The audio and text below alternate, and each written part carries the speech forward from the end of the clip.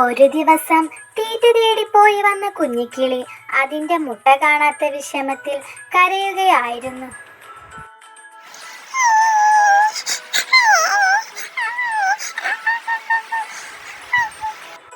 അപ്പോൾ അവിടേക്കൊരു പാമ്പ് വന്നു. എന്താ കൂട്ടുകാരി, എന്തു പറ്റി?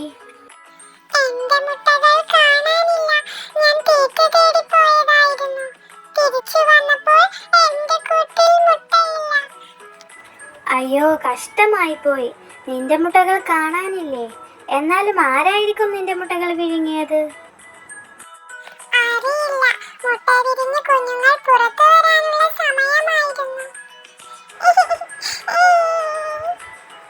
എന്നാൽ ഇതെല്ലാം കണ്ട് ഒരു മൂങ്ങ അവിടെ ഇരിപ്പുണ്ടായിരുന്നു. ഏയ് കുഞ്ഞിക്കിളി, ഈ ദുഷ്ടനായ പാമ്പാണ് നിന്റെ മുട്ടകളെല്ലാം വിഴുങ്ങിയത്. ഞാൻ കണ്ടതാ, അവൻ മരത്തിൽ കയറി നിന്റെ മുട്ടകൾ വിഴുങ്ങുന്നത്.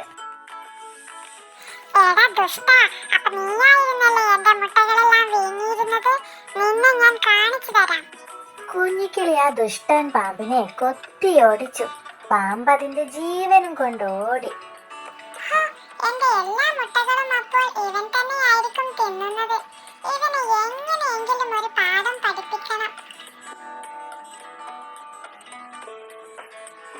ഈ ദുഷ്ടനെ തുരത്തണമെങ്കിൽ നമുക്കൊരാളുടെ സഹായം കൂടിയേ തീരൂ.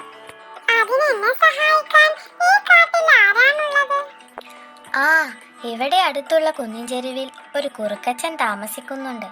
പുള്ളി ഇങ്ങോട്ട് വന്നിട്ട് അധികമൊന്നും ആയിട്ടില്ല. ആള് ഭയങ്കര സൂത്രശാലിയാണ്. നിന്റെ പ്രശ്നത്തിനുള്ള പരിഹാരം എന്തായാലും കാണാതിരിക്കില്ല. നീ ഒന്ന് ചെന്നു നോക്ക്. മൂങ്ങ പറഞ്ഞത് കേട്ട് കുഞ്ഞിക്കിളി കുന്നിൻ ചെരുവിലുള്ള കുറുക്കച്ചന്റെ അടുത്തേക്ക് പറന്നു പോയി.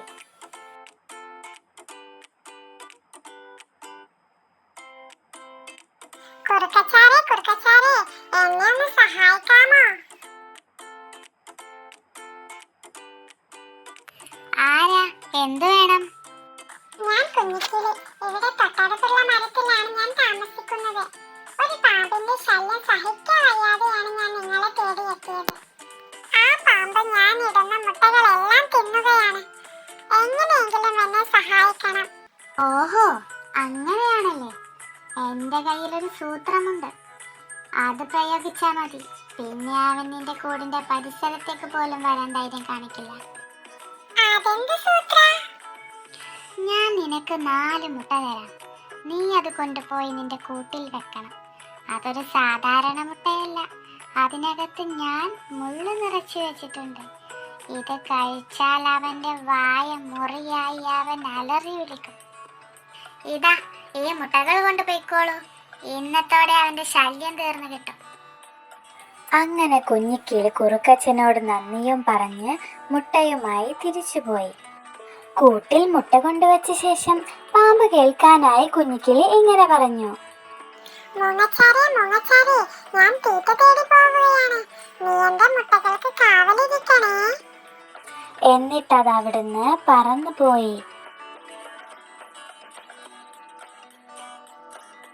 കുഞ്ഞിക്കിളി പോയതൊക്കെ നോക്കി മാളത്തിലിരുന്ന പാമ്പ് പുറത്തു വന്നു.